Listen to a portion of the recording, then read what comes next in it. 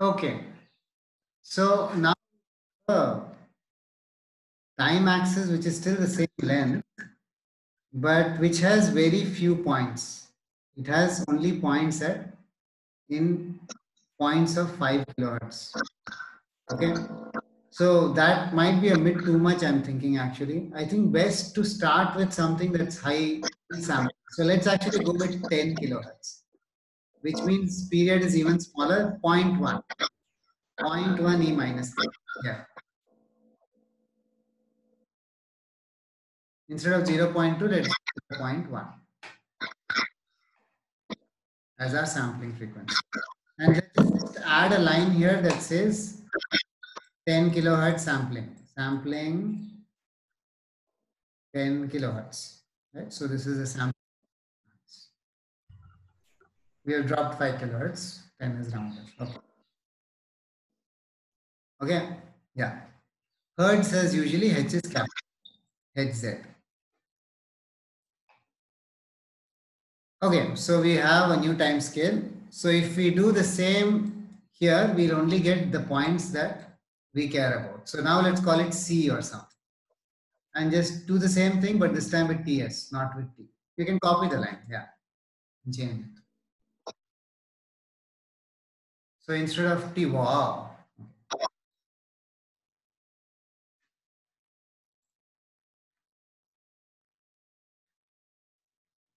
So let's do TS. Okay. So the length of C should, length of TS should be the same because C is being generated from TS. So no concern. No, when you're using arrays, there's no concern. Will it be same length, not same length? Nothing like that you have to worry about. Another very nice thing about it. Okay. So now I want to plot the two on top of each other. So I leave this plot alone and under it I put one more line of plot. So just copy this line, change T to TS, change B to C. Right? But in order to distinguish between the two, maybe we want to give a color. So now, so let's change B to C and let's give it a color. So put a comma and now that R and something in quotes R and let's do star. I'll tell you why we are doing star in a second. Just put a star. Okay, so let's see what this does. So run it and see.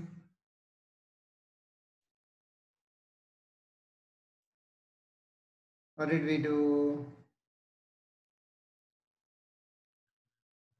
Only two non-keyword arguments. What I did? Which line? Did you call it NP Line for number. some reason instead of A range? It's NP A range. I don't know how you got NPR. Sorry, I'm confused now. Yeah. Okay. How did you get NPR? You didn't copy that line, I suppose. Okay, no problem. So let's run it again. Yes.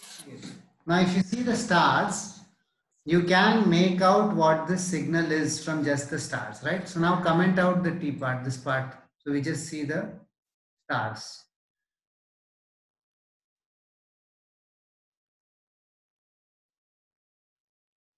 Okay, what this is telling you is sampling theorem says that if you have enough points, you will be able to figure out what the signal is.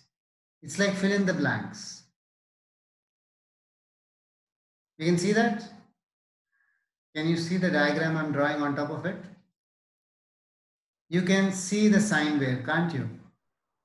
Yes. So if we play with this point, this number, it starts giving us different ways we can sample this waveform.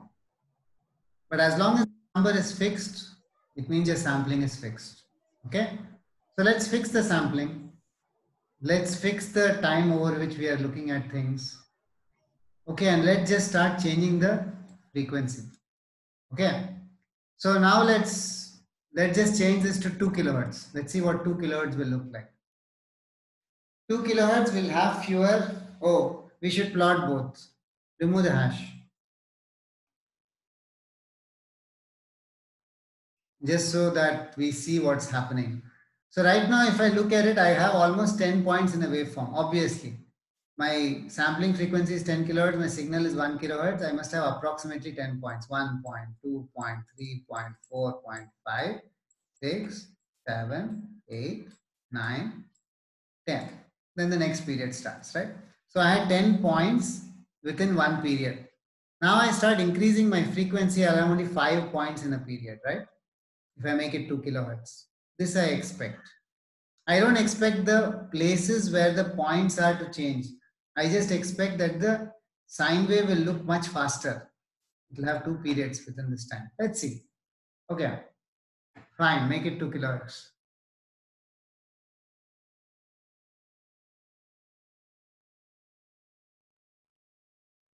See, so you have about 5 points within one period. This is one period, and I have my 1 point, 2 point, 3 point, 4 point, 5 point. By the time the signal has come back, the distance between the points has not changed. Please note, distance between the points is not changed. That's this. It's not going to change. Yeah. So now make it 3 kilohertz.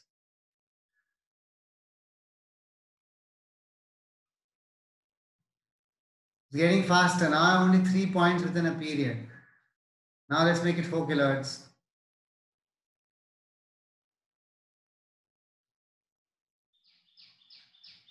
Now the points I have is even less. Now let's make it a very interesting thing called 5 kilohertz.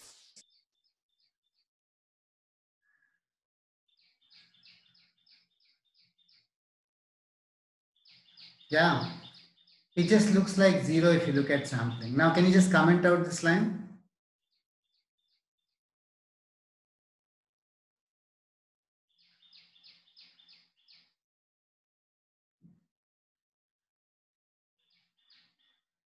It's 10 power minus 14. They're all zeros almost. Okay. Now let's do a more interesting thing. 6 kilohertz.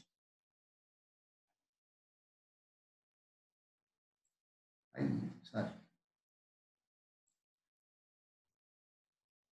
6 kilohertz.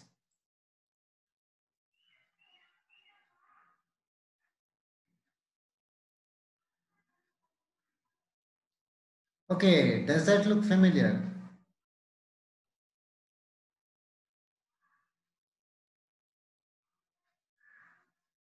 Not really? All right. 7 kilohertz.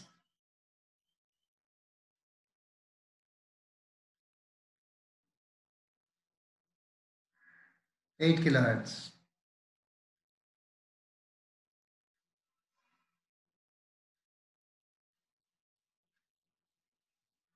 All right, so 9 kilohertz, and this time remove the hash, remove the comment. Let us see the actual waveform also.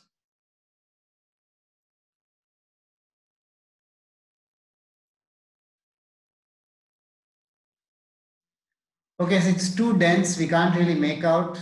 Maybe we don't need such a large time frame to look at things. Let's just look at things till, let's say till here. Okay, so change the 10 milliseconds to 2 milliseconds. Just change the 10 to 2, very simple.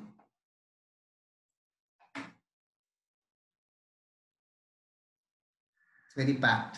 So now let's plot that. Okay, you see this, right?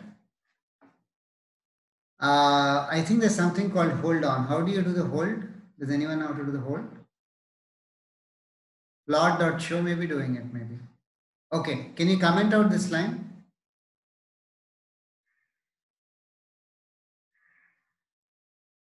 Okay, and can you change this to 1 kilohertz? Don't run it, please.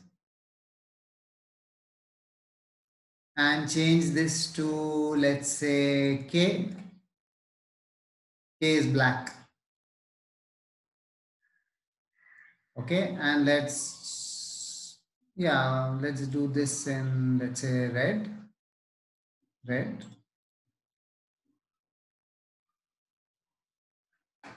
I think red dash, R dash. Okay, so now let's plot it.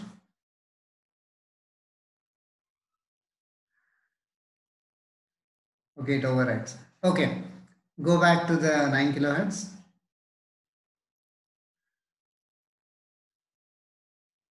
Ah, nice. Can you see the low frequency signal inside it?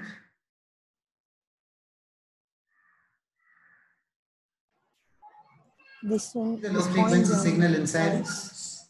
it? Yeah. So Yes. what sampling theorem says is that you can't differentiate between a really high frequency signal. If I have 10 kilohertz of sampling on either side of 5 kilohertz, if my signal is, this is x-axis is frequency. So if I have 1 kilohertz signal, that's this waveform that I've drawn. Okay. If I'm sampling at 10 kilohertz, I cannot distinguish between a 1 kilohertz signal and a 9 kilohertz signal. On both sides of 5 kilohertz, this distance look the same. So if this is separated by 4, this is separated by 4, this signal and this signal looks the same. So I lose data. I'm no longer able to distinguish between something that is a lower frequency and something that is a higher frequency. That's the cool thing about sampling theorem. That's the limit it's trying to tell you. You cannot extract this information back. You cannot find out. If I just gave you the red points, you cannot find out if it's 1 kilohertz or 9 kilohertz. That is the claim. So if you go to the next plot, right here, right here. So that was a 1 kilohertz signal. You're sampling it a little off. Okay, anyway. Phase is a little off. Phase is up and down, so you don't see it the same. What should I do? Oh, it becomes sign of minus. Okay. Yeah. This is actually minus sign off. Can you just do minus there and run it again?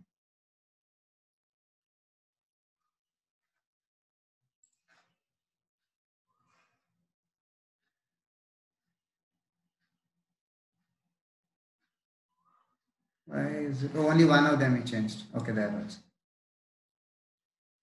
Just minus is fine. You don't need all these brackets and all. So I can't distinguish between this waveform if I just had the points and that waveform.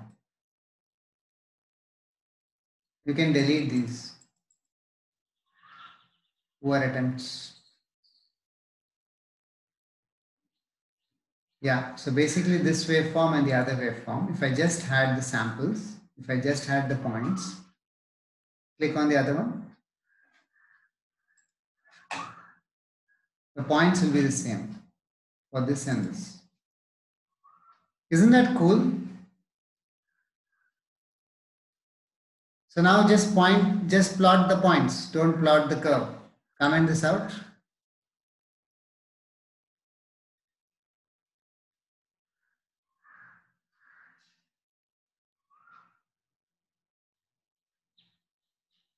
Yeah, those are the points. So now let's get both 1 and 9 in the same plot. So you plotted this, that's fine. Copy this whole thing over again. Actually, TS is not needed. T is not needed. There's just samples. All you need is B and C. So F, B, and C. Copy F, B, and C over. Yeah, F, B, copy it here. Yeah. C also copy there. Because the x-axis is not changing. Yeah. Right? And the only thing you need to do is change this to 9 kilohertz. And remove the negative. There will be a phase difference from left side to right side of the phase difference.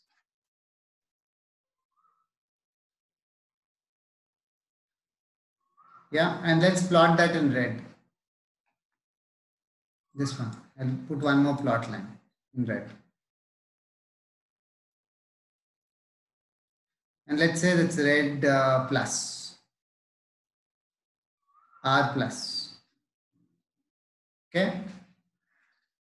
So basically my claim is you can't distinguish between the two. If you run it, they're right on top of each other.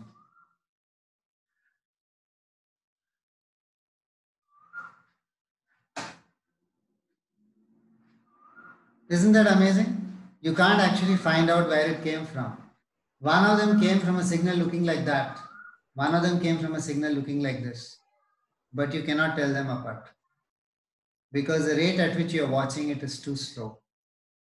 And that's all sampling theorem is. If you're watching at a rate that's too slow, you don't know what happened. Okay, so this is how we plot and this is how we actually even look at sampling theorem. We'll do some more cool stuff with it later, but this is what I wanted to sort of just do.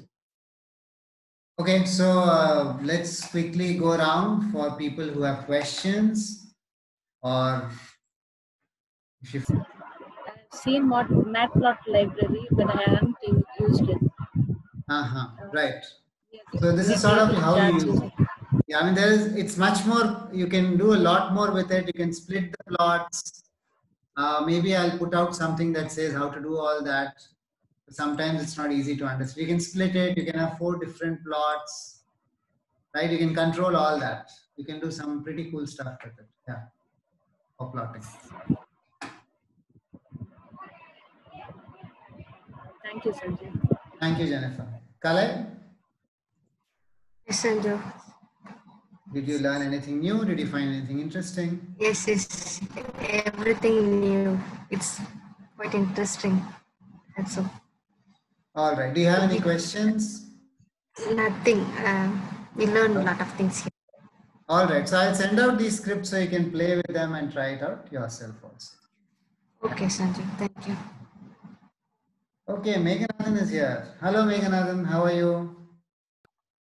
Yeah, hello, hi.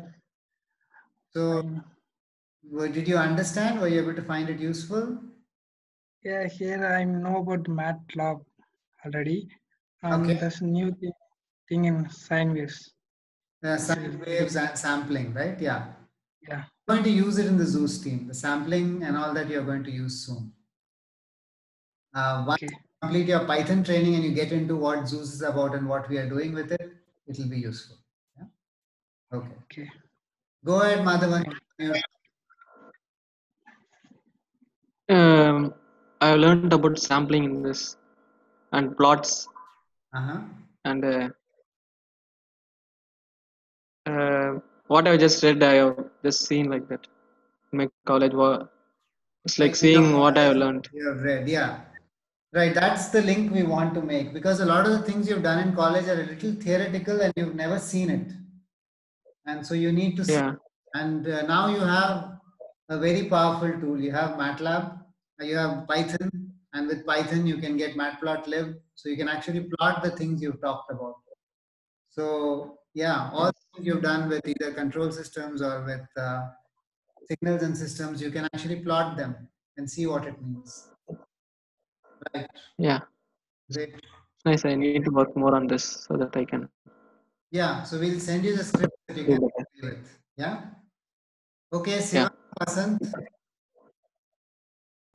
I learned about sampling theorem. Okay. Right. Also arrays, this is new. The array stuff is not what we have used usually. We usually use lists. Yes, And yeah, lists, you cannot do these operations on lists. Before You I have know to do that. X, you have to operate on X and say for X in the list, for all in the list and stuff like that. It's not as clean. Yeah. Siva? Yes, Sanjay, I learned about the sampling theory. And I have a question, why it's only degree phase shift? Yeah, why is it 180-degree phase shift, right? Yes. So it has to do with the 90 minus theta business, right? So what is the first waveform? Let's just do it mathematically. I get what you mean. Let's see it, right? So we are doing what? Sine of 2 pi fct. And what is t? T is that period that we are looking at, which is, okay, fine. 1 divided by that, in this case, 10 kilohertz. That's a constant. Right? What was fc in the first case? N times, n divided by. First, then 1 by 10, 1 by 10k, 2 by 10k, 3 by 10k. These are all the points, right? And fc is 1 kilohertz. So we can actually look at it mathematically. So this is your first signal, right? Sine of 2 pi n by 10, because the 1k, 1kk will get cancelled. N by 10, 2 pi n by 10, where n is moving from 0 to whatever number of points that we had. And what's the second signal, right?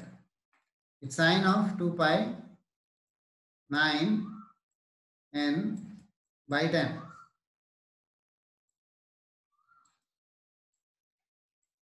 Okay, so the first one is sine of 2 pi n by 10, and the second is sine of 2 pi 9n by 10. Right, so if it was 10n by 10, what happens? 10 times n by 10 is 1. It's just n, isn't it? Yes. So this is basically same as n minus 1 by 10, n by 10, 2 pi sine.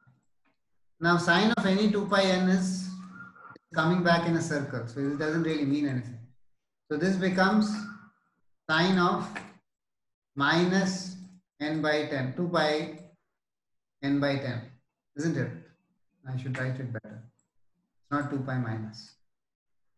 Minus. Just multiply it, right? 2 pi times minus n. Yeah. So you look at this and you look at that and you notice that this is the negative of the waveform, right?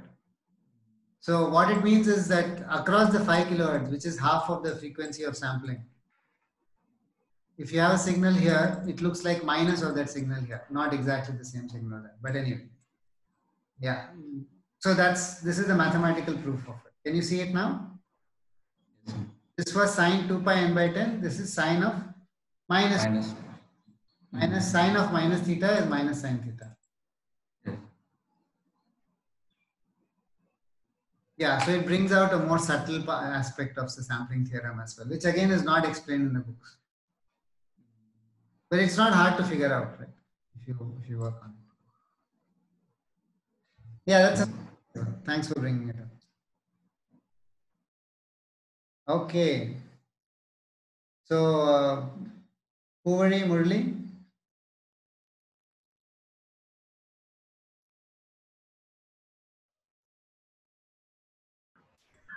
I learned something about sampling theorem.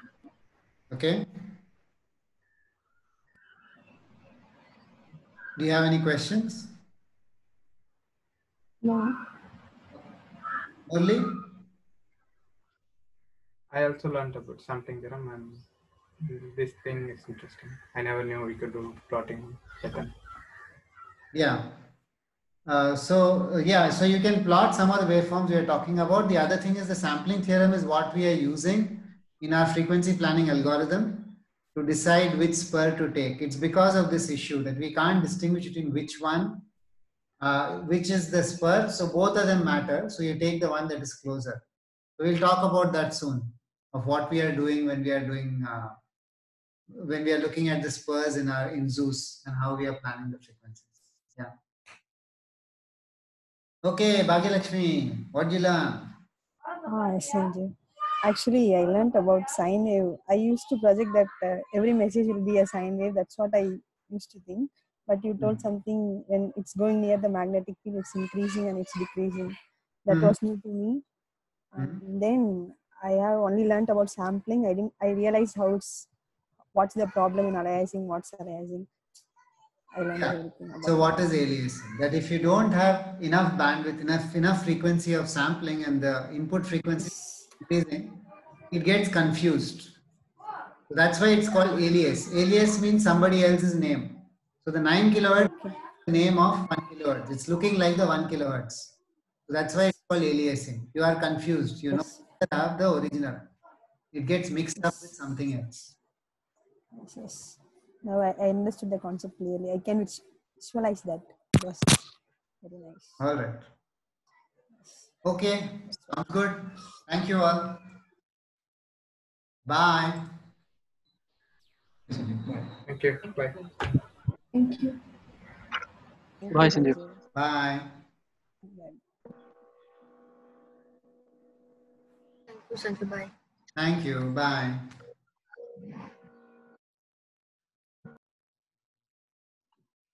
Okay, thank you. Thank you, Meghna. Bye.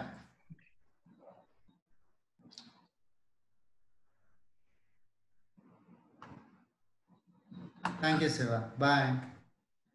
Sanjeev, actually. Yeah. Hello.